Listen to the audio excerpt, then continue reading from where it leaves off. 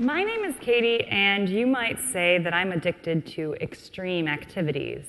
But it wasn't always that way. In fact, in my teens, the one position that I seemed to excel at the most was the bench. However, I signed up for a running class, and 2 or 3 times a week I would run, each week adding a few miles more. That's when I considered running a marathon. Up until that point, I told myself that running marathons was for those people, and I wasn't one of those people. I wasn't tough enough or strong enough, and the excuses went on until one day I decided to give it a try. It was during this 26.2-mile run that I saw all walks of life. There were young runners and old, thick and thin, and it made me realize that these endurance challenges, well, they're available to everyone, and it's truly a matter of mind rather than muscles. So with that first endurance challenge, I became curious to know what else I might be able to do.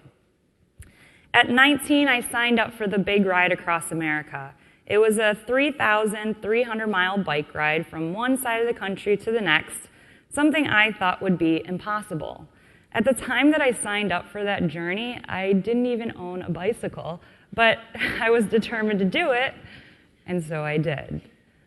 At 21, I became the first and only person to swim the entire length of the Allegheny River. So it was a 325-mile swim where I swam 12 to 15 miles a day. My longest swim was 22 miles, and it took me about a month to finish that adventure. Finally, I decided to run solo and unsupported across 2 deserts. Each challenge, I was hungry for more. Now, rowing across the Atlantic was an idea that found me when I least expected it. And yes, I'm saying rowing, no motor, no sail, rowing. So I was sitting on a bus, chatting to the person sitting next to me, and he had mentioned that his friend had rowed a boat across the Atlantic. I was intrigued, then I was obsessed. I wanted to know everything I possibly could about ocean rowing. I wanted to know what boats they used, what equipment was used, who else had done this. But most importantly, I wanted to know if I could do it too. I had my doubts that I'd be able to do it, but if there's anything that I'd learned from my previous challenges, it's this. We are each capable of whatever we set our minds to. Passion is a powerful thing, and determination, it can change everything. I knew I had to do this row. When I decided that I wanted to row across the Atlantic, I was missing a few things. I didn't have oars, sponsors, a boat, a plan. To be completely honest, I didn't even know how to row a boat. Minor detail, right? So I spent 2 years preparing for that challenge, learning everything I needed to know to live at sea for months. Everyone was nervous. My friends were nervous. My family was nervous. And I did have kids all across the states that would write to me expressing some of their concerns. So 1 month before I set off, I got a letter from an 8-year-old named Justin who wrote, "Hello, Katie. I think your quest to row across the Atlantic has gone too far. You know, you could run into sharks and stuff. Besides, what gave you the idea to row a boat anyway? Why by yourself also? If I were you, I would at least go with someone else, so if your boat sunk, someone would get eaten first." That's why you shouldn't row alone. Sincerely, Justin. So yeah, my 8-year-old friend does bring up a pretty good point, but I couldn't convince anyone else to go with me, so yeah, let's just fast forward to January of 2010, and I'm saying my final farewells to my friends and family, wondering if that would be the last time I'd see them again. And I fly myself over to Africa. Suddenly, my neighbor is a goat, electricity is going out on a daily basis, and everyone is speaking French.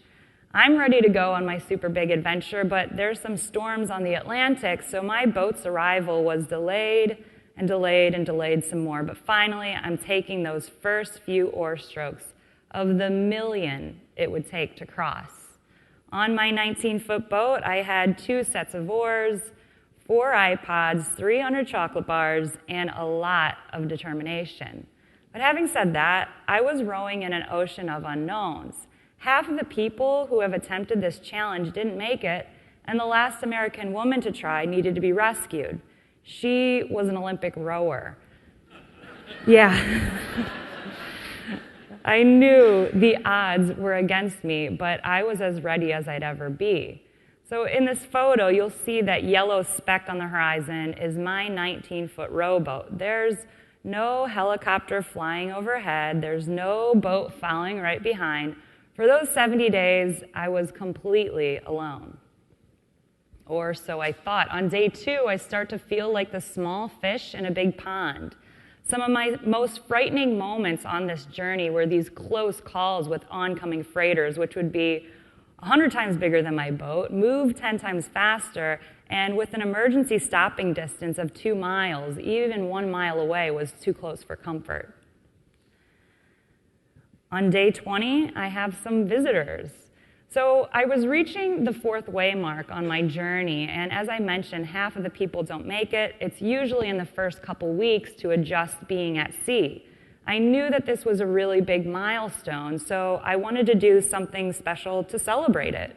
I wasn't sure what I could do, but the decision was made for me when I started to see these fins appear, and quickly realized I had 10 or 15 dolphins surrounding my boat, close enough for me to touch. They were doing all sorts of flips and tricks, and it felt like they were celebrating with me mid-ocean.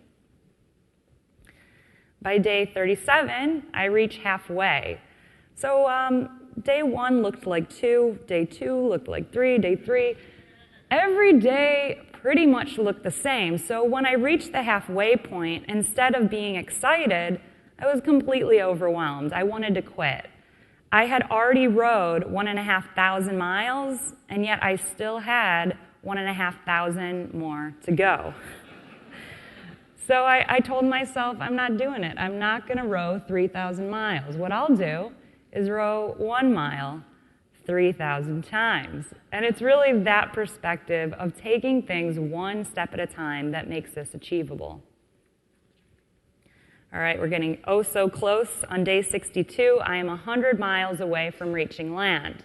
So that means I could be in a dry bed and have a warm shower in 2 or 3 days.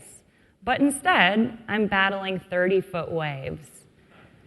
I'm rowing in a part of the ocean near the continental shelf. So it's a part of the ocean that jumps from being 6,000 feet deep to only 600.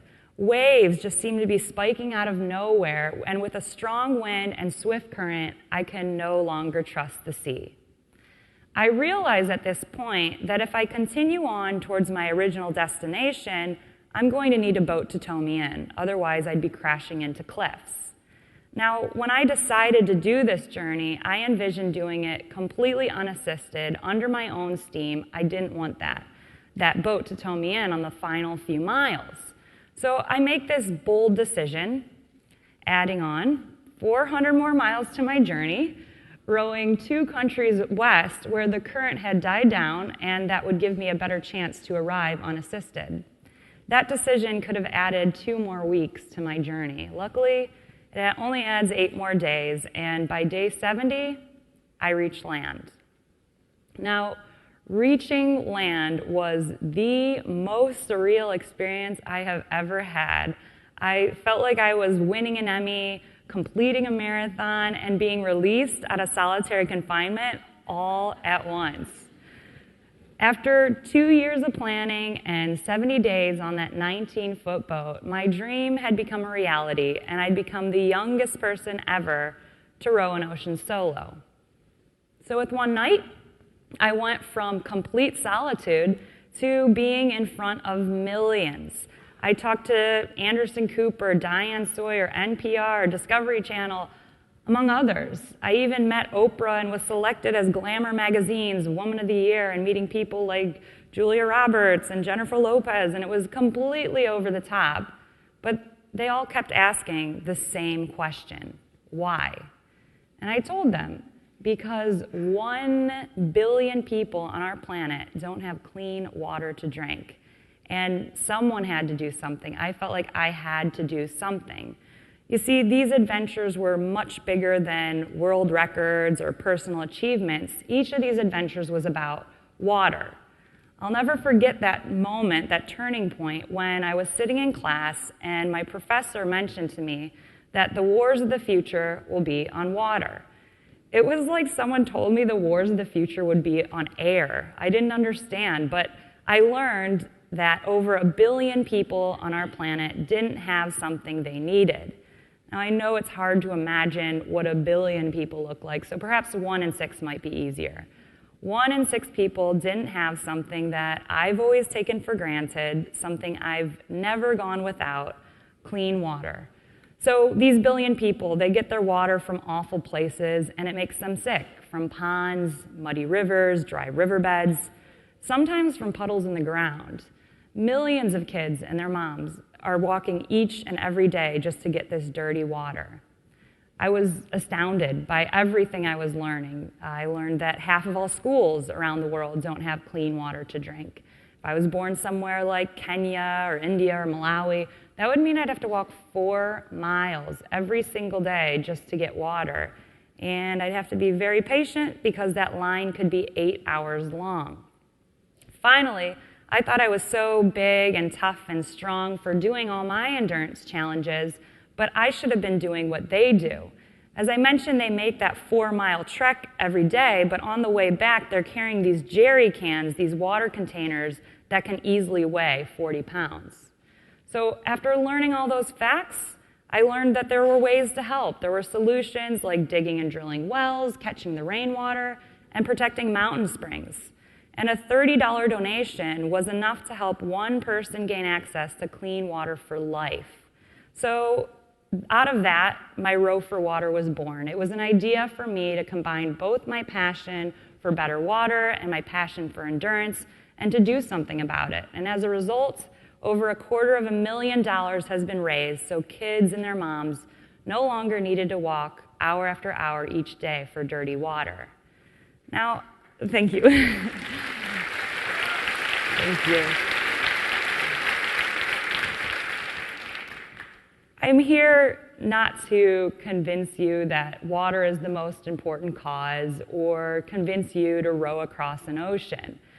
But the truth is we all have something out there that we think is impossible or out of reach. And I'm here to tell you that we are capable of more than we think.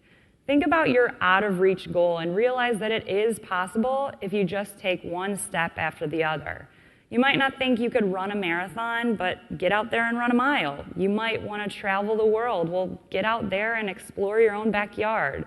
You might feel stuck in a job. Just get out there and take an interview or take a class. Whatever it is, just take that next step. Thank you.